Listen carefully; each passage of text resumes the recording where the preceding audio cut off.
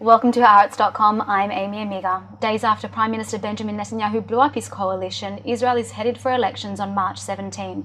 I'm here with Haaretz's editor-in-chief, Aluf Ben, to discuss. Prime Minister Benjamin Netanyahu sells himself as the only leader that's capable of guaranteeing Israel's security.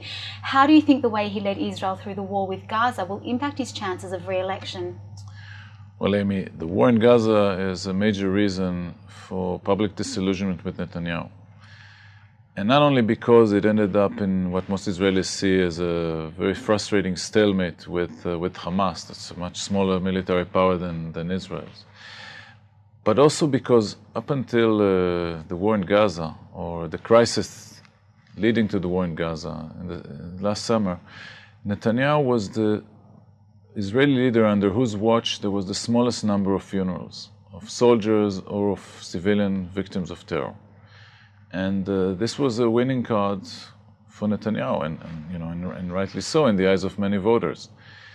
Once this was shattered, and Israel lost 73 soldiers and civilians in the war, and the level of terrorist attacks grew since then in Jerusalem and elsewhere, this image of safety and security, which was Netanyahu's unique selling point, is no longer there.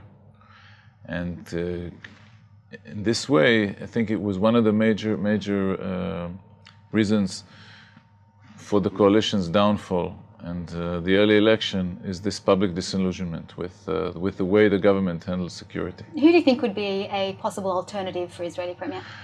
Well, so far only one person announced that he's not only going to run against Netanyahu, but that he will defeat Netanyahu and become the next prime minister, and that is Yitzhak Herzog, the leader of the Labour Party. He got some boost in recent pre-election polls, but we're about 100 days before the actual election.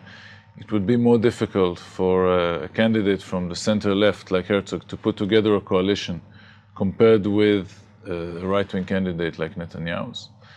But unlike the previous election, 2 years ago Netanyahu ran in an election campaign when no other politician even declared herself or himself to be a candidate to lead the country. And this time we have Herzog, and we might have more candidates calling to replace Netanyahu with themselves. So you think this time is up for more of a fight? I think that Netanyahu is fighting a much tougher battle than 2 years ago. What about the peace process? The media in Israel and the media abroad don't believe the peace process is going to play much of a role in the way Israelis vote on March 17. Do you think that's accurate? No, I think, well, the peace process doesn't exist, Amy, so we cannot, in itself it cannot play any role. But the promise of the peace process, or seeing the peace process as a synonym for Israel's destruction, as the right wing believes, obviously underlies many voter decisions or the way people in Israel divide themselves between left and right. But I think even more important is the UN bid by Palestinian President Mahmoud Abbas, who seeks UN recognition in Palestine as an independent state. And this will play a major role in the election campaign.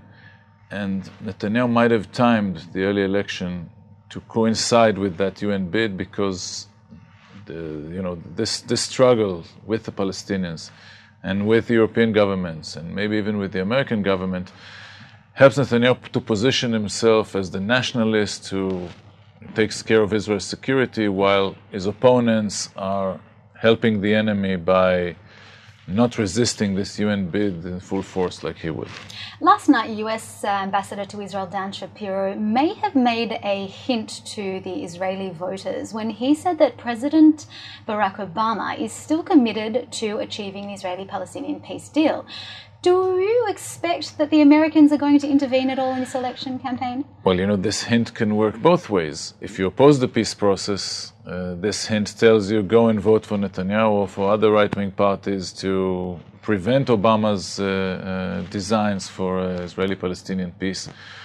Or else it might appeal to left-wing voters to say, okay, here's these Americans after 6 years when they did very little to promote the peace process. Well, now they'll wake up, and after the election, it's going to be a new game.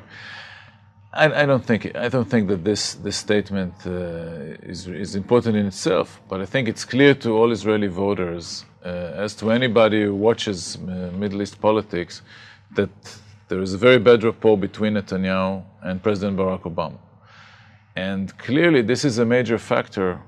If the election is indeed a kind of referendum on Netanyahu's leadership, his bad rapport with the United States is clearly a major factor. And clearly his opponents would say that if they win the election, they will improve relationship with the White House. So basically just by being there, America is influencing the election campaign already.